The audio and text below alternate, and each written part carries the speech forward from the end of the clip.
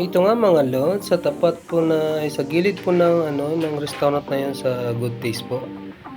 Dito po sa dadaan ka, tatawid ka lang, makikita mo na po yung Piccadilly. Diyos ko po, ang sarap po ng pagkain diyan. Tignan niyo naman po mga pagkain nila. Sobrang linis po diyan. Tingnan natin. Pupuntahan ko na nga yung mga menu nila. Ayan.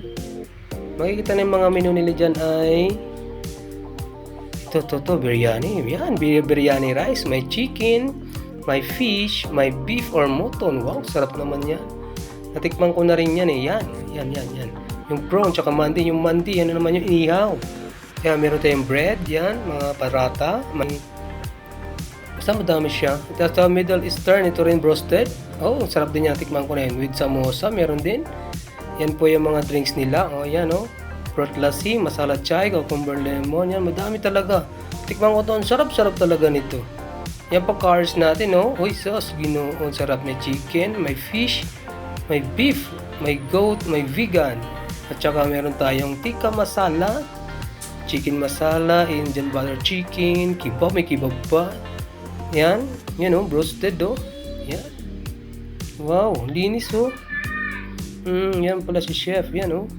Piccadilly Taste of India. Wow, sarap. Kaya kayo kumain na rin kayo dyan. Madaming talaga mapagpipilian dyan. Masarap na pagkain mo nandyan. Yan po yan ang pwesto. Tapat ng Minimart po yan. Tabi ng Good Taste Restaurant. Piccadilly, the Taste of India. Yan. Maraming salamat. Yan po, makikita nyo dyan, yan yung Burnham Park, yun. Tapat po ng Minimart yan, diba? Yan ang Good Taste Restaurant. Dito lang, malapit po lang yan.